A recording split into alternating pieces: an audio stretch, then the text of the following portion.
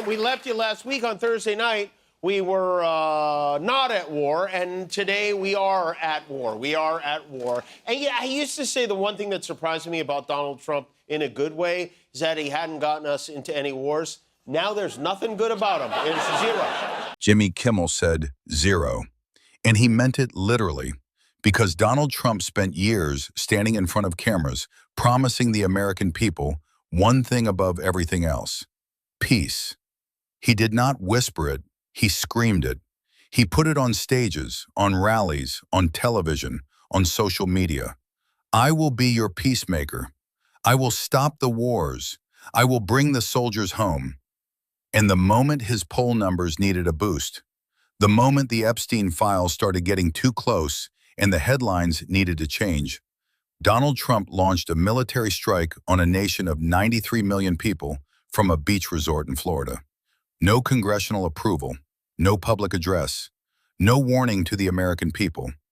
Would have gone over there to fight himself were it not for those pesky bone spurs that still haven't healed up. Of course, our supremacist leader launched this attack without getting approval from Congress, which is something regular presidents do all the time. 6 Americans were killed in the counterattacks, which is terrible and tragic. Just bombs dropping while Trump sat sweating behind fabric curtains at Mar-a-Lago, watching it like it was a pay-per-view event. Jimmy Kimmel called it, and the receipts are everywhere. The man who promised peace is the same man who just started a war. 0 is exactly the right number. Let us be very clear about what happened here. 6 American lives were lost. 6 real people with families, with children, with people waiting for them to come home. And the man who sent them into that situation, Donald Trump, did not go through Congress, did not consult the people's elected representatives, did not make a case to the public whose sons and daughters were being put in harm's way. He just did it, from a golf resort. The same man who avoided military service with a medical condition that mysteriously never stopped him from playing 18 holes of golf 3 times a week, somehow found the courage to send other people's children to war without a single vote being cast. Now, after the bombing, calling for the Iranian people to rise up to topple the regime, which is the opposite of what he said he would do. Usually, he usually only calls for the overthrow of a government when he loses an election. Trump is suddenly all about toppling regimes, which is interesting because I remember a time when the idea that a president would start a war because he couldn't make a deal was seen by some as a negative. Jimmy Kimmel mentioned the bone spurs almost as a joke. But behind that joke is something that should make every American furious. The people making the decision to go to war are never the ones dying in it. That has always been true, but rarely has it been this visible, this shameless, and this completely unchallenged.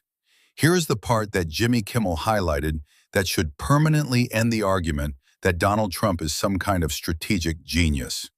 That clip was not from a Democrat. That was not from a political enemy. That was Donald Trump himself in 2011, predicting exactly what he would one day do as president. He told the world that a desperate president with falling poll numbers would start a war with Iran for political reasons. He said it clearly. He said it on camera. He meant it as a criticism.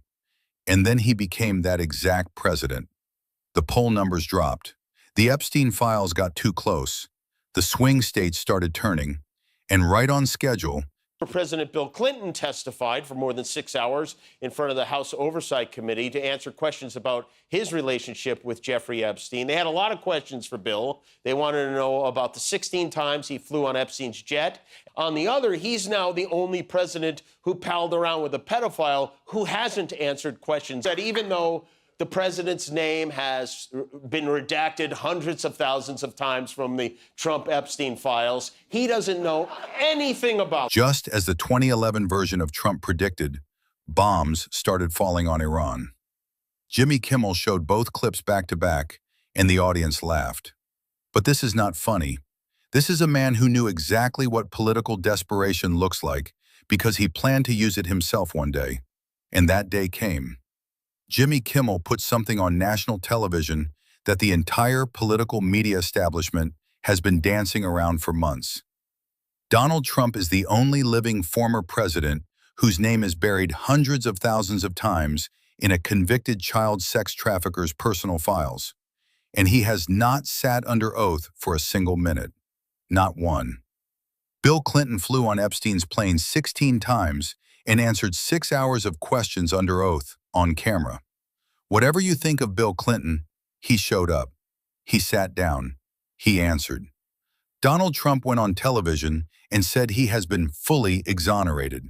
Fully exonerated from a case in which he has never been questioned, in which a detailed accusation from a teenage girl disappeared from the Department of Justice database, in which his own name appears more times than any other name in those files.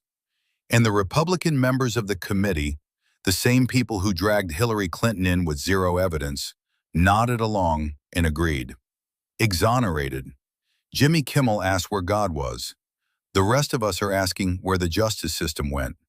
Congresswoman Lauren Boebert immediately violated on Thursday. She shared a photo of Hillary Clinton. So they inflation is when the price of things is over is too expensive because of the federal government really squandering the tax dollars. So you have. She never graduated high school. She got her GED at age 33. Jimmy Kimmel spent time on Lauren Boebert tonight, and it is worth slowing down on because this is not just about one congresswoman.